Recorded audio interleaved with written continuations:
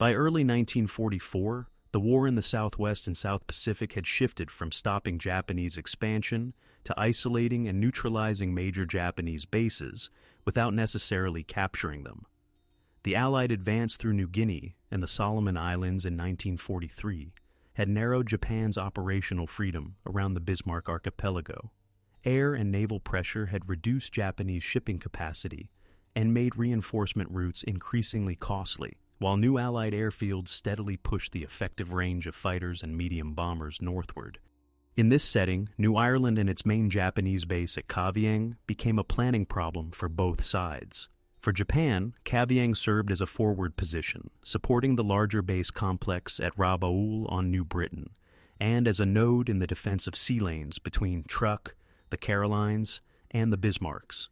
Japanese commanders also understood that even if Rabaul could no longer be used as an offensive springboard, its garrison and airfields still tied down Allied resources and threatened local shipping. The Japanese concept increasingly emphasized holding a chain of defended positions long enough to slow Allied momentum, while accepting that some outposts would become isolated as Allied air and sea control expanded. For the Allies, the same geography presented a different calculation: how to obtain air and naval reach into the Bismarcks and toward the Central Pacific approaches without paying the cost of storming heavily defended bases. By late 1943 and early 1944, Allied strategy in the region combined two ideas. The first was progressive seizure of airfield sites to extend fighter cover and reconnaissance. The second was bypass, leaving substantial Japanese garrisons in place if they could be contained by air attack, blockade, and the loss of freedom to maneuver. This logic had already been applied to parts of the northern Solomons and was being applied around Rabaul, where sustained air attacks and the severing of resupply routes increasingly confined Japanese forces. Emirau Island, in the St. Matthias group north of New Ireland, entered Allied plans because it offered a base location that could be secured faster than Kavieng, while still influencing the same operational space. The intended value was practical rather than symbolic, a place to build an airfield and anchorage that could support patrol aircraft, fighters, and medium bombers, extend reconnaissance over the Bismarck Sea and approaches to New Ireland and New Britain, and tighten the containment of Japanese forces at Kavieng and Rabaul. In 1944 terms, an airfield was not only a runway, it was a logistics commitment that required engineers, fuel storage, anti-aircraft defenses, radar, medical facilities, and a protected flow of supplies. Command relationships mattered because the Emirau decision sat at the seam between major Allied headquarters.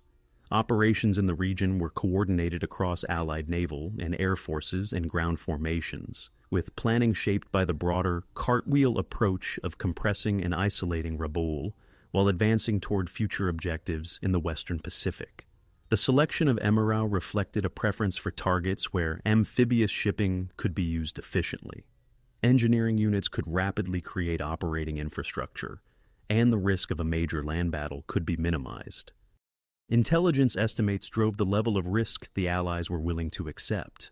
Emirau was not known to host a large Japanese garrison, but uncertainty remained about small detachments, the possibility of Coast Watcher reports being incomplete, and the speed at which Japan might reinforce from nearby strongpoints if a landing was detected early enough.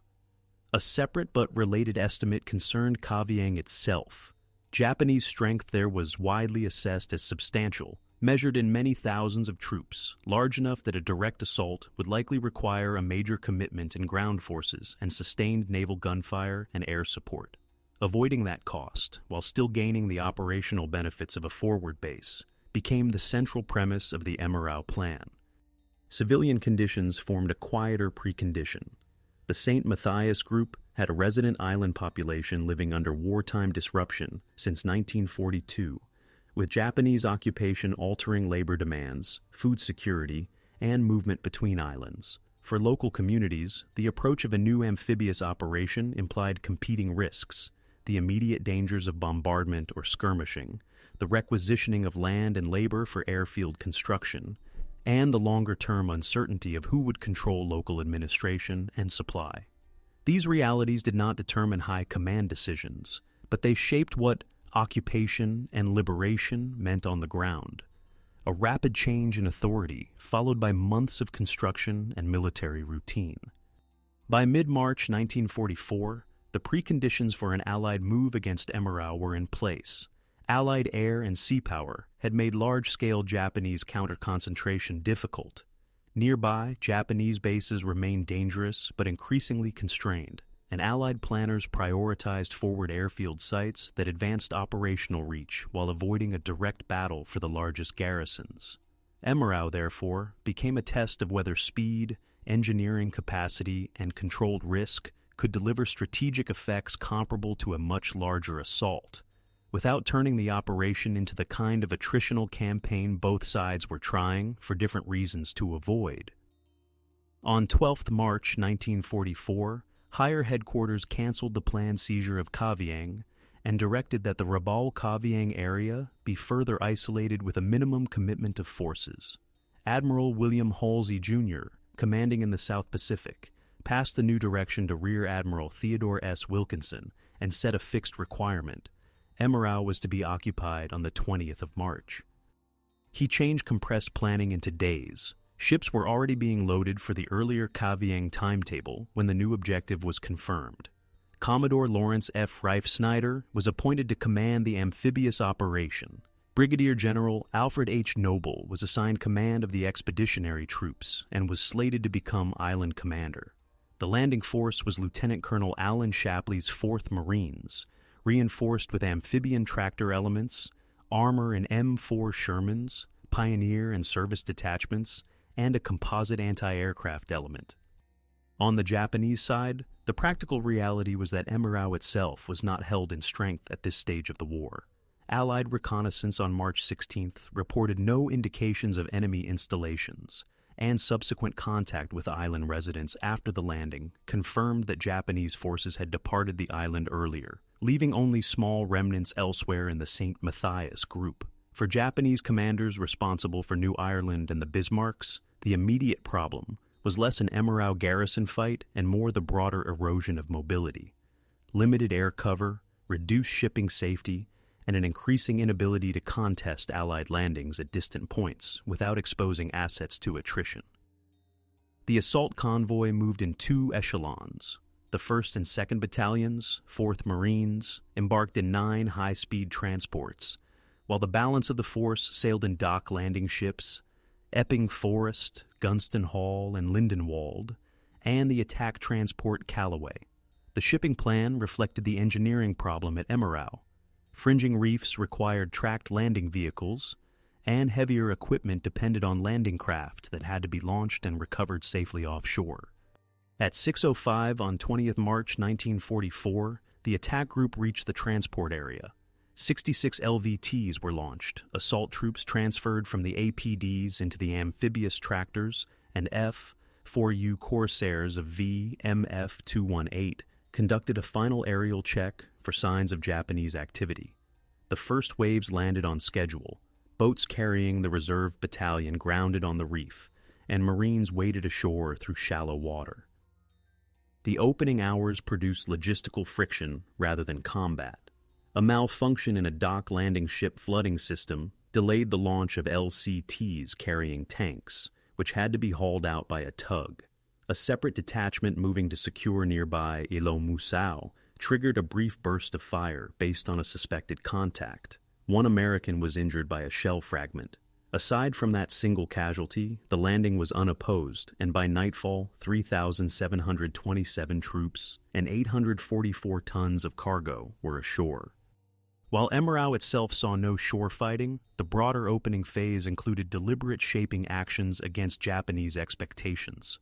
A covering force of battleships New Mexico, Mississippi, Idaho, and Tennessee, supported by escort carriers Manila Bay and Natoma Bay, and multiple destroyers, carried out a bombardment of Kavieng and the surrounding area the same day.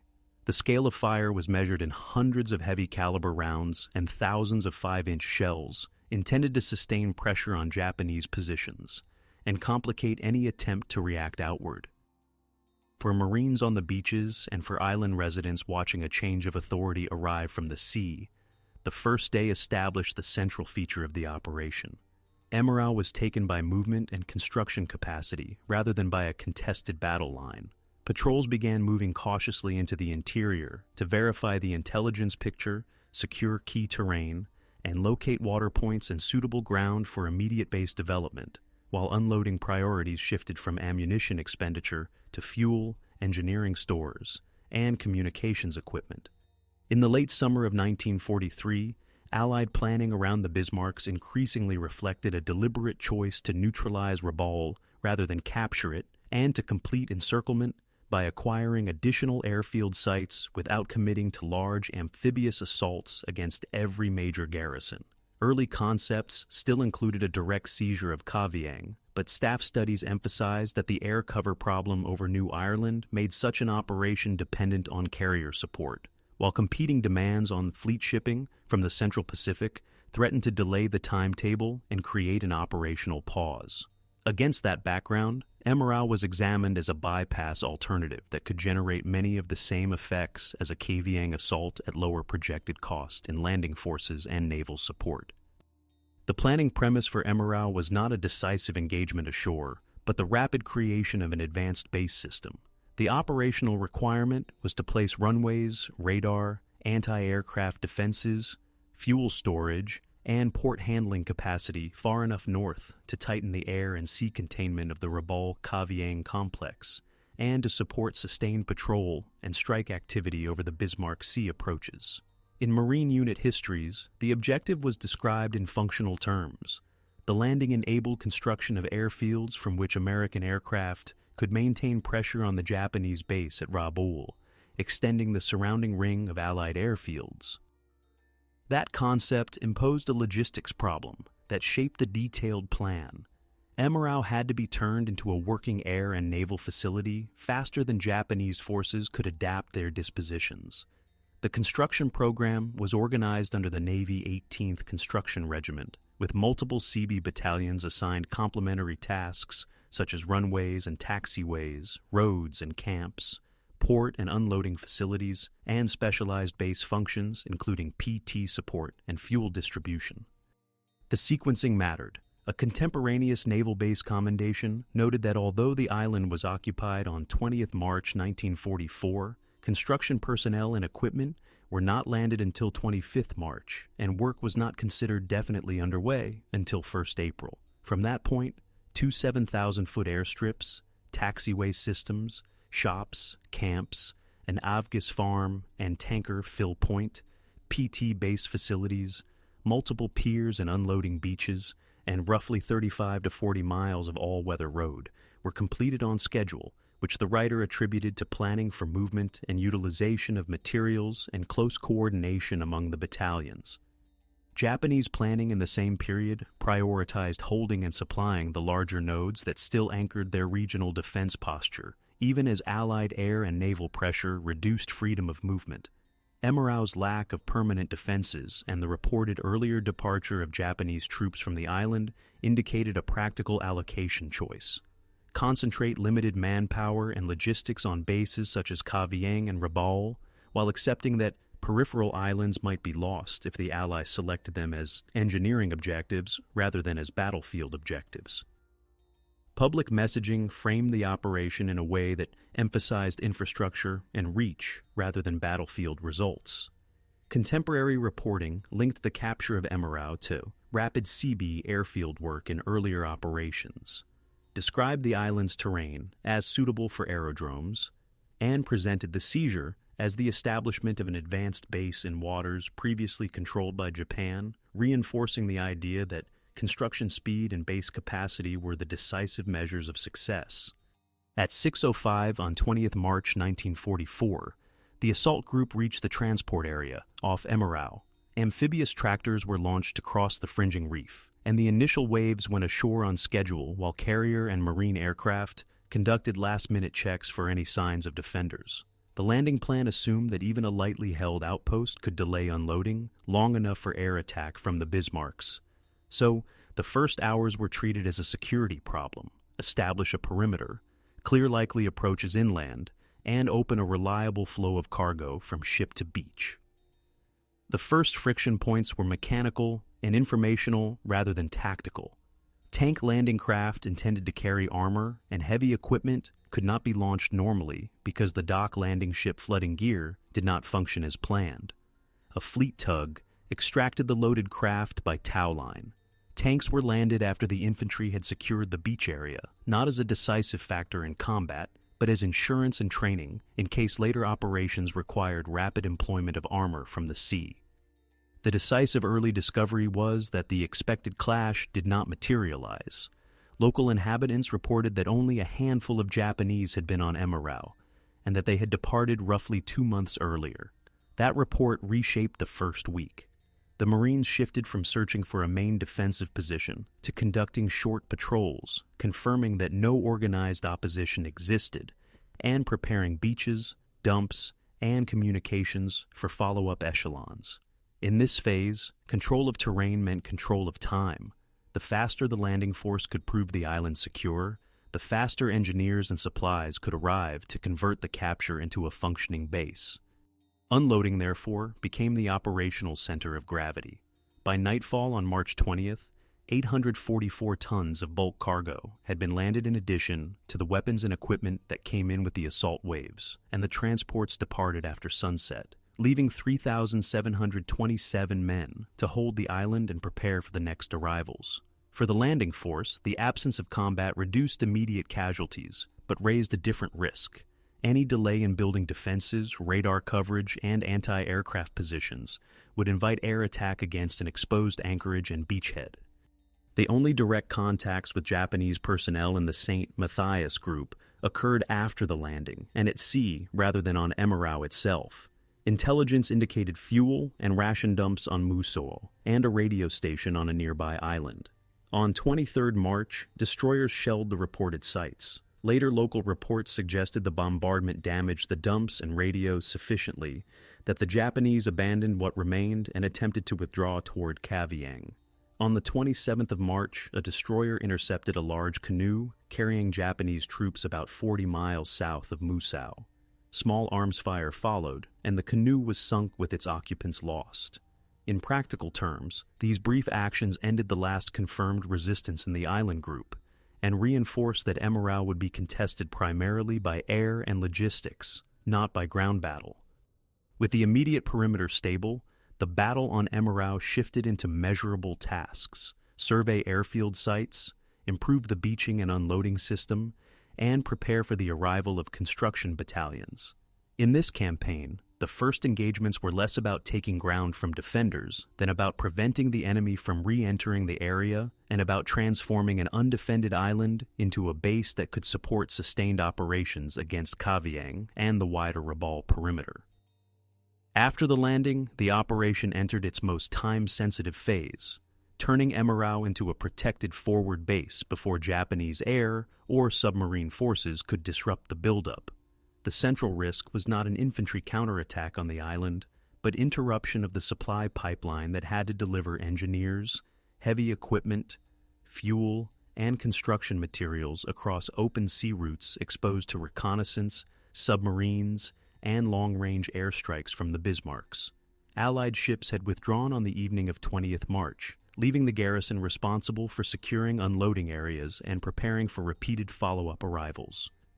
From 20th March to 8th April, 1944, successive echelons brought in troops and equipment, steadily expanding the footprint of the base project while the perimeter defense was still being organized.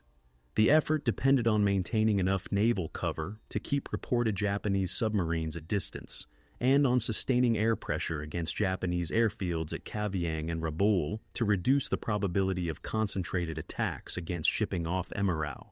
For transport crews and naval commanders, this was an escalation in exposure. The largest assault transport used in the operation remained in waters assessed as active for submarines and aircraft, while unloading personnel, vehicles, and ammunition. Construction forces arrived early and in growing numbers. On 25th March, the 1st Supply Echelon delivered a battalion of the 25th Naval Construction Regiment, landing over beaches and dumps prepared by the initial Marine garrison. 5 days later, 3 more naval construction battalions arrived to begin simultaneous work on air base facilities and light naval support infrastructure. This buildup changed the nature of daily activity on the island.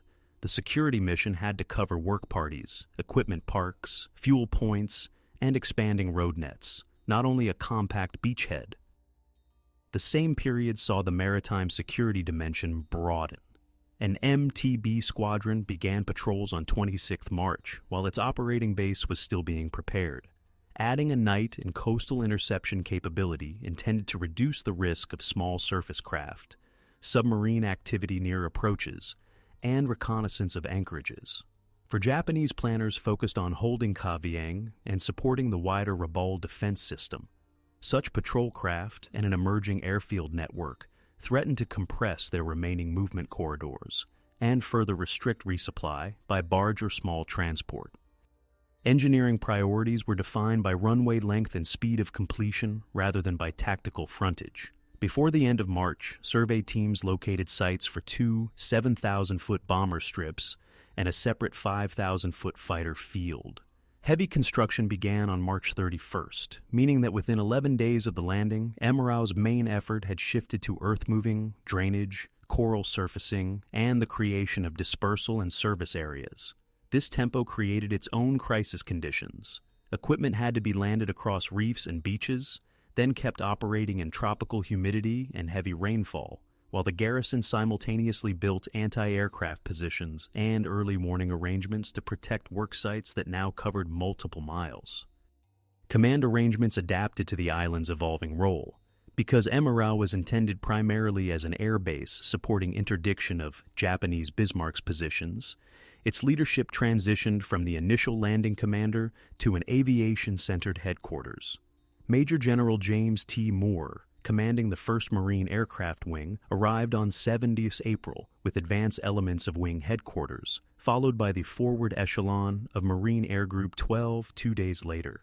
At the same time, the ground defense burden shifted. The 147th Infantry Regiment relieved the 4th Marines on April 11th, and Moore formally assumed command of all ground forces on April 12th under Admiral Wilkinson's operational authority. For the troops on the island, this marked the point where the urgent question was no longer whether the landing would be opposed, but whether construction and defensive integration could keep pace with the expanding value of the target. In this escalation phase, measures of progress were logistical and procedural. Airfield construction continued throughout April at a steady, rapid tempo to ready Emirau for full use against Japanese bases. An emergency landing on one of the bomber strips occurred on April 14th, indicating that parts of the field were already usable. Regular R-4D transport operations began on April 29th. On May 2nd, VMF 115 arrived as the first squadron of the MAG-12 Garrison and began combat air patrols, with additional Marine squadrons moving in during the next 2 weeks. As Emirau's air activity increased, so did the stakes of defending fuel storage, aircraft dispersal areas, and the sea approaches that sustained them. By late April and May 1944, the operation reached its functional peak. Emirau ceased to be a recently secured landing site and became an active forward base whose value depended on throughput and sortie generation rather than on holding a beach perimeter.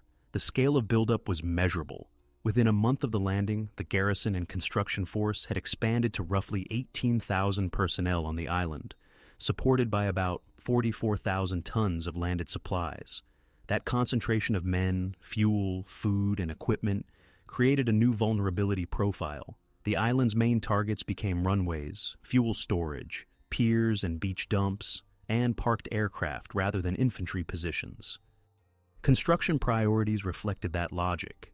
Naval construction units developed 2 coral-surfaced airfields designed around a mix of fighters and bombers, with runway length planned at 7,000 feet, and broad taxiway and dispersal areas intended to reduce congestion and limit the damage a single strike could cause. The fields were paired with large numbers of hard stands and service points, plus lighting, control facilities, and medical support, suitable for sustained flying operations in tropical conditions. A dedicated aviation fuel system was built around bulk storage, distribution points, and drum reserves, because an airfield without steady avgas supply could not perform its containment role against the Japanese bases on New Ireland and New Britain. The arrival of operational squadrons marked the transition from construction-led activity to combined base operations.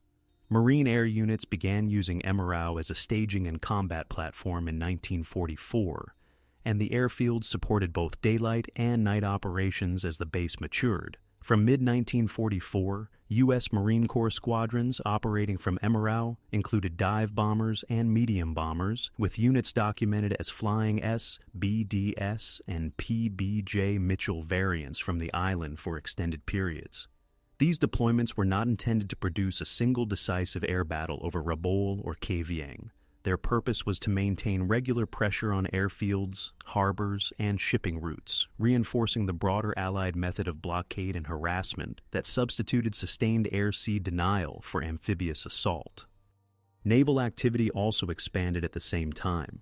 Emirau's small harbor and coastal geography suited the development of light naval facilities, including PT boat support. By May 1944, U.S. Navy PT boats were transferred to Emirau as part of the effort to monitor and disrupt small ship movement, interdict barge traffic, and complicate Japanese attempts to move personnel or supplies between islands under cover of darkness.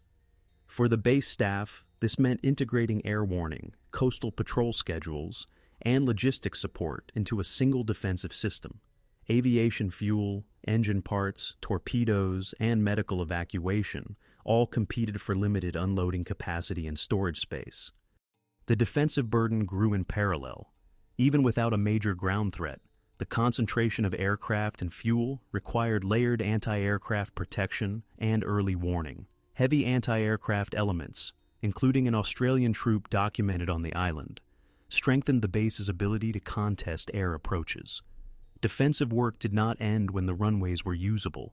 It continued as dispersal areas expanded, ammunition and fuel stocks increased, and the base's operational tempo made it a higher priority target in Japanese planning.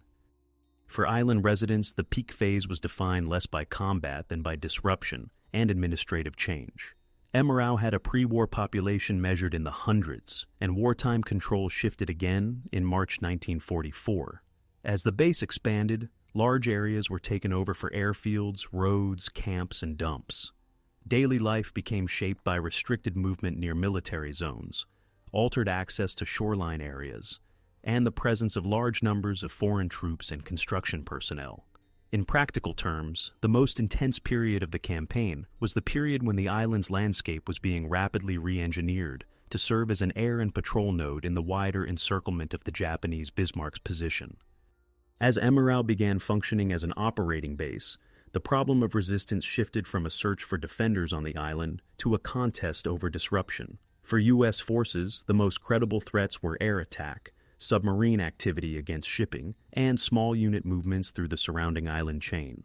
For Japanese commands responsible for the Bismarcks, the problem was the reverse: how to retain some ability to observe and strike Allied activity despite shrinking freedom of movement and reduced access to fuel, aircraft, and shipping. The garrison adapted by widening its defensive geometry. Once airfields, fuel farms, and ammunition areas expanded beyond a compact beach zone, perimeter security became a network of points: anti-aircraft batteries, radar and observation sites, beach control posts, and patrol routes along roads cut by construction units. Infantry tasks emphasized reconnaissance and denial rather than positional defense. Patrols were used to check landing beaches and anchorages, confirm that nearby islands were not being used as staging points, and prevent reconnaissance parties from establishing observation posts that could guide air or naval attack. Base defense also evolved through dispersion and concealment. Aircraft parking areas and supply dumps were spread out and camouflaged to reduce the damage of a single strike. Fuel storage was treated as a priority target set, requiring berming, separation of tanks or drums, and fire control planning. Engineers adjusted schedules around weather and the need to keep machinery operating in mud, humidity, and coral dust. Repair capacity became as important as construction capacity. Graders, bulldozers, and dump trucks were essential not only for new work, but for maintaining runway surfaces under heavy use. Air operations from Emirau created a cycle that required its own adaptation. Combat air patrols had to be synchronized with radar warning and with the limited number of fighters available, while bomber and patrol flights demanded predictable fuel delivery and maintenance routines. In practice, this meant prioritizing aviation distribution, spare parts, and runway serviceability above non-essential construction once the base entered sustained operations. For air and ground personnel, routine replaced shock as the dominant experience. Long shifts on runways and in maintenance areas, repeated alerts, and constant expectations of attack that often did not materialize. At sea, U.S. Navy PT boats and patrol craft extended the defensive perimeter into surrounding waters. Their role was less to win a fleet engagement than to create continuous friction against small vessel movement, reconnaissance attempts, and any effort to establish supply caches on nearby islands. Coastal patrols also provided an early warning layer for shipping approaches and supplemented anti-submarine screening by destroyers and aircraft. These measures were aimed at protecting the most vulnerable element of the Emirau project, the flow of cargo vessels and transports delivering fuel, munitions, construction materials, and replacements. Japanese forces adapted in ways shaped by constraint. With major bases like Kavieng and Rabaul increasingly isolated, movement tended to shift towards smaller craft, night transits, dispersed supply points, and reliance on concealment in coastal terrain. Where air operations were possible, they were influenced by aircraft availability and pilot training levels, and by the need to conserve assets for higher priority missions. Observation and reconnaissance became as valuable as attacks. Identifying runways, anchorages, and supply concentrations could support decisions about where limited resources might be spent to slow Allied expansion. For local island communities, adaptation was immediate and practical. The transformation of Emirau into a major base altered land use, shoreline access, and movement between villages and work areas. Labor arrangements, medical contact, and supply distribution were mediated through military structures. Islanders experienced the campaign not as a continuous battle line, but as successive phases of control: an initial arrival, rapid construction, restricted zones, and the persistent presence of aircraft and patrol craft that tied daily rhythms to alerts, work schedules, and the demands of a large foreign garrison. By mid-1944, resistance and adaptation around Emirau were defined less by infantry engagements than by competing systems of endurance. Allied success depended on keeping runways usable, keeping fuel and munitions flowing, and sustaining patrol coverage across sea approaches. Japanese resistance depended on preserving enough mobility and information to exploit moments of vulnerability. The campaign's psychological toll, on both sides, came from uncertainty. Repeated expectations of attack, the strain of tropical conditions on men and machines, and the awareness that the island's importance was measured not by ground captured, but by how reliably it could generate sorties and deny movement in the surrounding region. The turning point of the Emirau campaign was not a single ground engagement on the island, but the moment the base transitioned from a construction site that required protection into an operational node that imposed costs on Japanese movement. That shift occurred when Emirau began generating regular air activity and coastal patrol coverage while sustaining the supply flow needed to keep expanding. From that point, the strategic balance in the northern approaches to New Ireland changed in a measurable way. The Allies could maintain pressure on Kavieng and Rabaul while remaining outside the main Japanese ground defenses. This turning point had two layers, one political operational and one operational logistical. The first had already been set in motion on 12th of March 1944 when the Kavieng assault was cancelled and Emirau was selected for occupation on 20th March. That decision converted an anticipated high-casualty amphibious assault into a bypass operation whose success would be judged by runway completion and sustained sortie generation. For Japanese commanders, the implication was that the Allies could gain forward basing without presenting a large, predictable target for a major defensive battle. The second layer unfolded in April and early May 1944. As runways became usable, the island's role changed from occupied terrain to active base. By mid-April, portions of the bomber strip supported emergency and test use.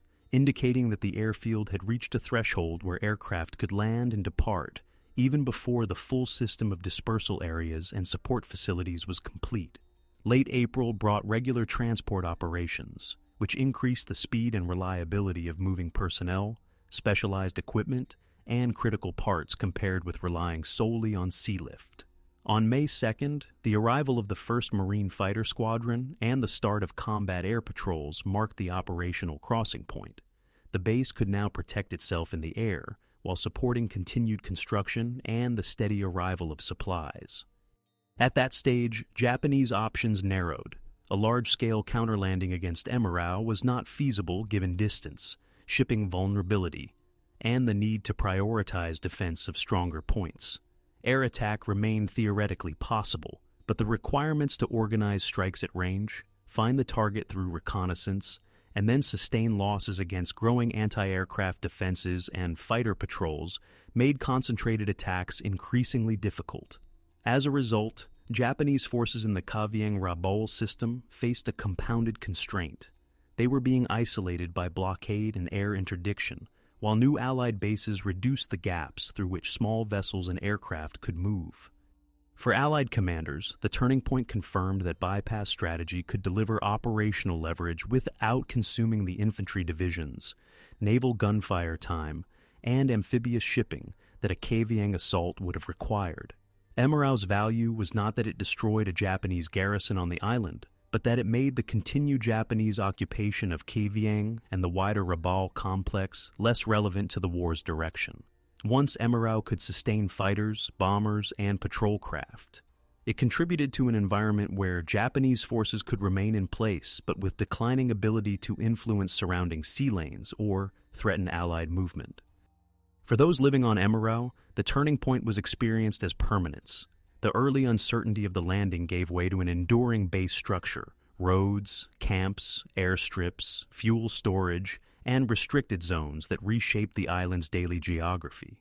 For troops and construction units, it meant a shift from short-term seizure tasks to rotational schedules of flying operations, maintenance, coastal patrols, and defense alerts. In strategic terms, the campaign's momentum shifted once Emirau began operating as a base that could maintain itself and exert influence outward because at that point, the operation was no longer reversible through delay or harassment alone. Combat operations on Emirau ended in practice on the day of the landing because no organized Japanese ground force was present to contest the island. What followed was a different kind of conclusion. Once the airfields and light naval facilities were built and brought into routine use, the question became when the base would stop being worth the shipping, manpower, and maintenance required to keep it active. That shift began with relief and reorganization of the garrison.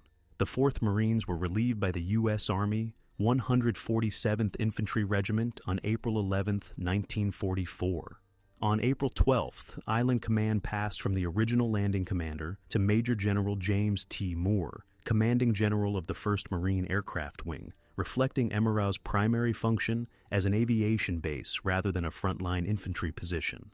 In June 1944, the 147th Infantry was in turn relieved by the U.S. Army 369th Infantry Regiment.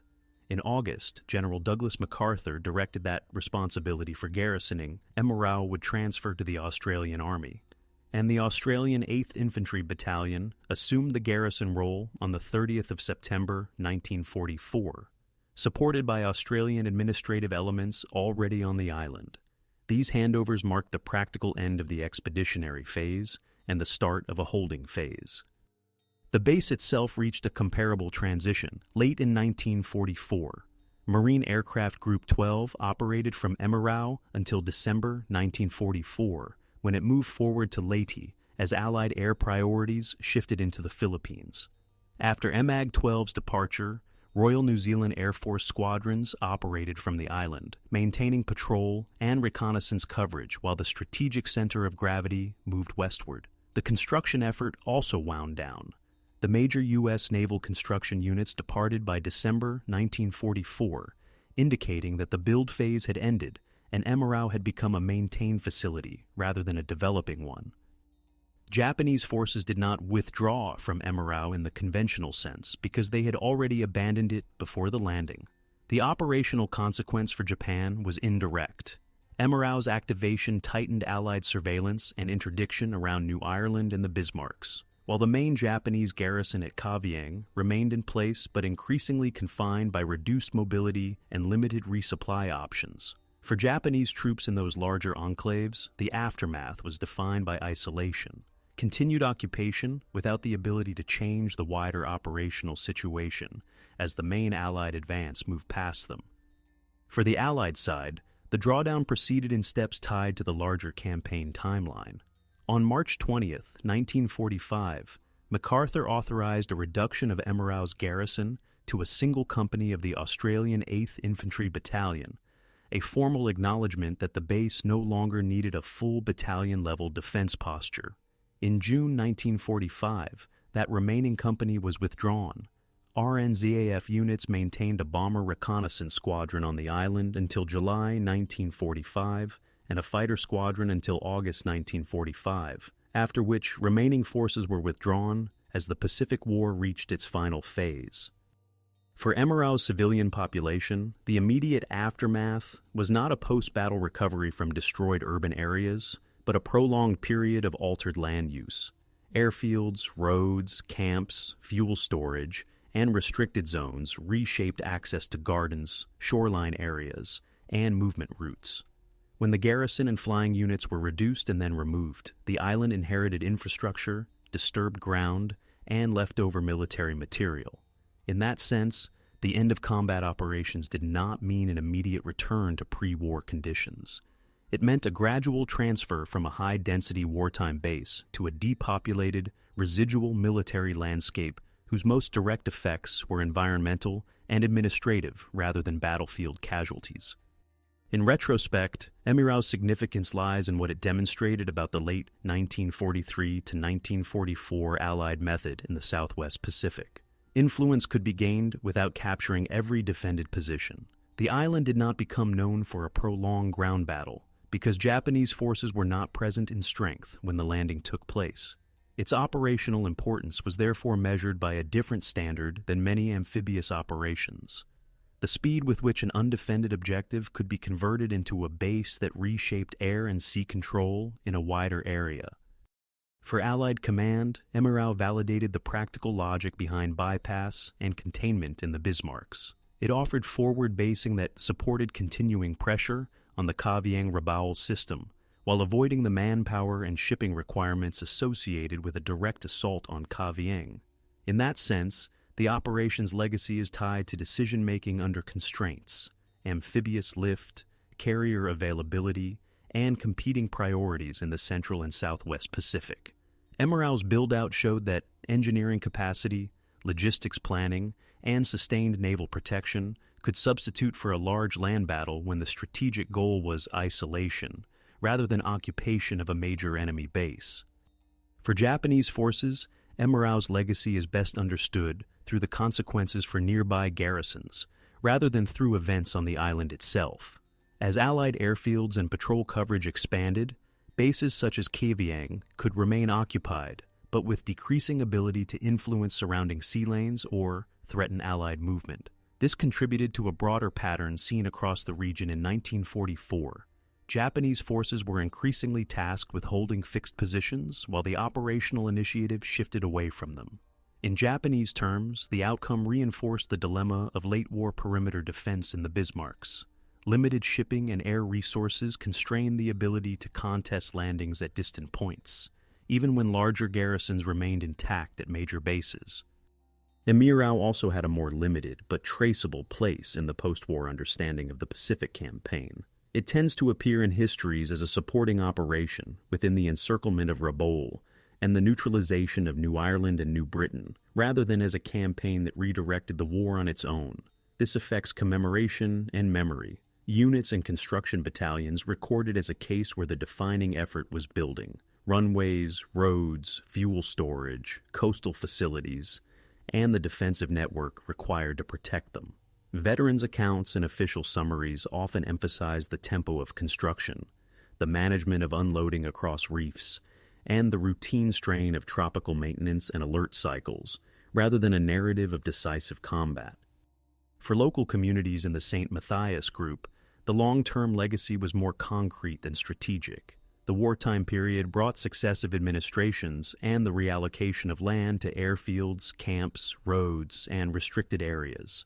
After the drawdown, the island was left with altered terrain, residual infrastructure, and material remains that did not match pre-war patterns of settlement and land use. The end of wartime activity brought another transition, from a heavily administered military zone back to civilian life, but on ground reshaped by construction and by wartime movement of people and supplies. In historical debate, Emirau is most often used as an example of the relationship between operational intent and measurable outcomes. It raises a question that applies to many late war bases: how to judge an operation whose success is defined by enabling effects rather than by battlefield destruction. Emirau's runways and patrol coverage contributed to constraining Japanese movement in the Bismarcks, at a time when Allied priorities were shifting toward the Philippines and later toward the final approach to Japan. Once those priorities moved forward, Emirau's relative importance declined, and it was reduced and eventually vacated.